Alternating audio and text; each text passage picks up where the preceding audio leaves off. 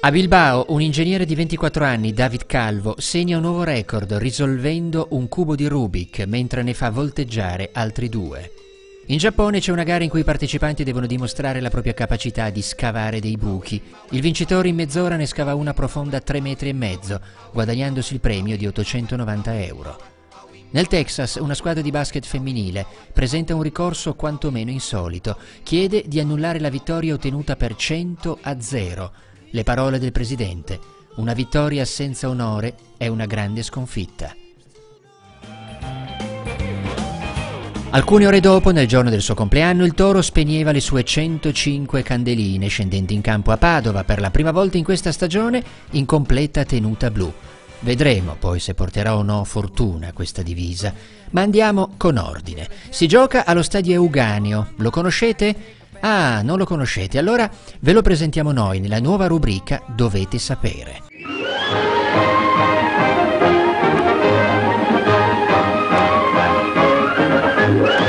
Vi presentiamo dunque questa settimana la breve storia dello stadio Euganeo di Padova. A Padova, dovete saperlo, per 80 anni si è giocato nel vecchio Appiani, luogo sacro del calcio italiano. Qui infatti i biancoscudati si fecero conoscere grazie ad una squadra catenacciara, composta da uomini duri, allenati da un sergente chiamato Nereo Rocco.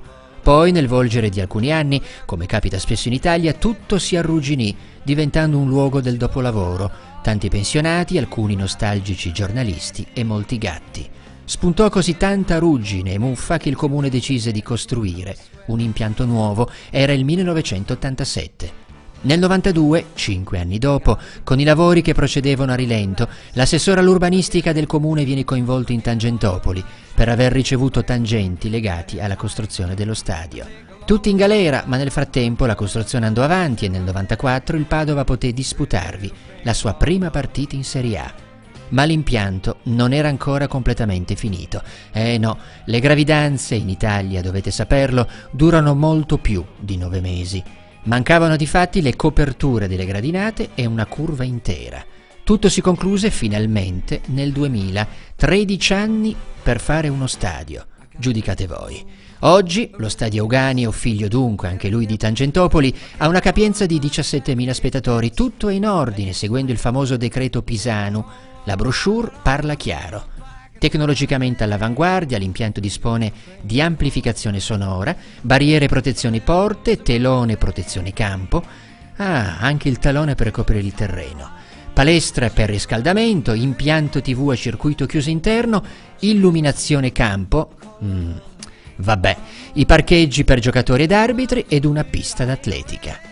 Da queste parti si svolsero in passato molti concerti: Metallica, Rem, Bon Jovi, Vasco Rossi, Baglioni, Renato Zero, insomma uno stadio abituato ad usare molta luce prima dell'evento e poi pochissima, ma proprio poca nel momento del concerto. In rarissimi casi questo metodo del tutto acceso e poi tutto spento è usato anche per le partite di calcio. Questa istantanea, per esempio, è stata scattata durante un Padova-Torino nell'autunno del 2011. Il concerto, la partita, stava volgendo al termine. Anche questo dovevate saperlo. Ritorniamo ad oggi. Molti tifosi allo stadio Euganeo, tutti che ridono per una bella giornata di sport. Ridi, vedrai quello che poi succede. Secondo minuto, cross di Renzetti, colpo di Cacia, esterno della rete. Toro non impalla e si vedeva già dai primi minuti. Cacia, che beveva Ogbonna e Glick, partiva diretto verso Coppola, ma sprecava in questo modo. All'11° il primo colpo di scena del pomeriggio. I riflettori si spegnevano di colpo, dunque oltre al Toro anche la centralina dello stadio era in cortocircuito. Al quarto d'ora arrivava la prima conclusione dei Granata. Stevanovic provava il colpo ad effetto, ma non gli riusciva. Anche il bravo Cacia si divorava il gol in questo modo. Prima parata del portiere Perin alla mezz'ora, il sinistro era di sgrigna. E ancora Cacia, questa volta partiva dalla corsia laterale, crossava per Ruopolo, ma Glick salvava in extremis. Sarebbe stato un gol bellissimo questo di Antenucci. Il suo pallonetto però era deviato da Perin. L'arbitro, secondi prima, aveva tra l'altro già fischiato. 45° Zavagno per Bianchi e miracolo sfiorato dal bomber torinista. Secondo tempo, mentre il guardalinee controllava la rete, saltava di nuovo la luce. Era quello un segnale preoccupante. Il secondo tempo partiva dunque con 10 minuti di ritardo.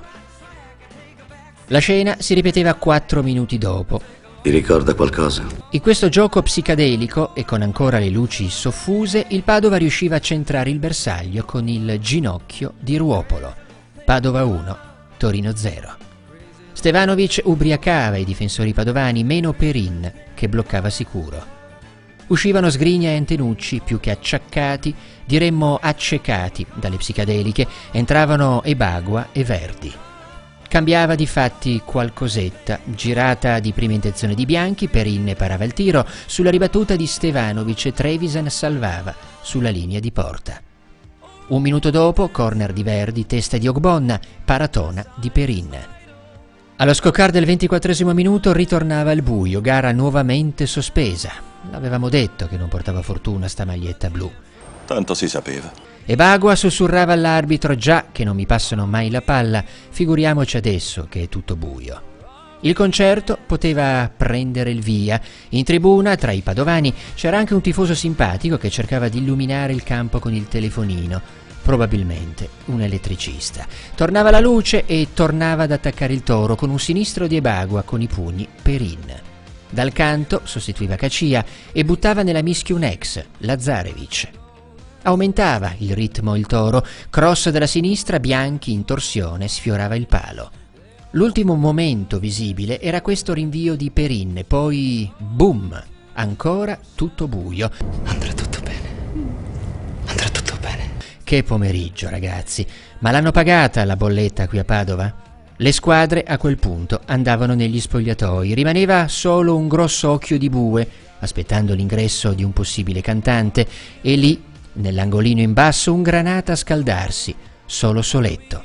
Era Odu, la gente se ne accorgeva riconoscendolo dai denti. Aumentava poi la pioggia e si spegnevano per la 4ª volta di nuovo i riflettori. Nulla si poteva fare se non rimandare la sfida data da destinarsi. Si riaccendeva l'occhio di bue.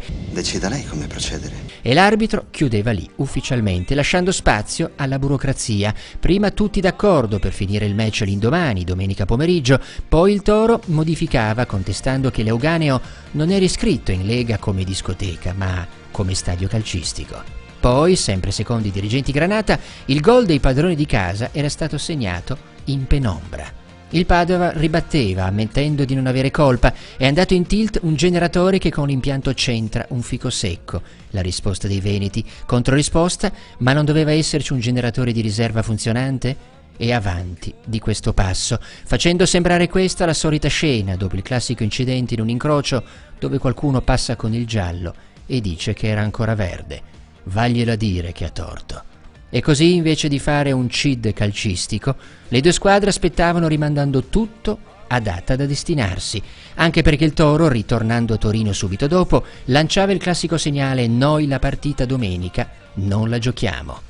Altro che CID, i Granata prepareranno nelle prossime settimane un CUD, dove sotto la voce trasferta di Padova non verrà inserita nei redditi. Mamma mia, se lo viene a sapere Monti. Cosa rimaneva di questo meraviglioso pomeriggio che avrebbe tanto fatto piacere a Totò? Non rimaneva più nessuno, anzi no, il povero custode dell'impianto, sì, lui e il suo fradicio fazzoletto, che aspettavano una giustatina all'impianto elettrico da parte di Sant'Antonio.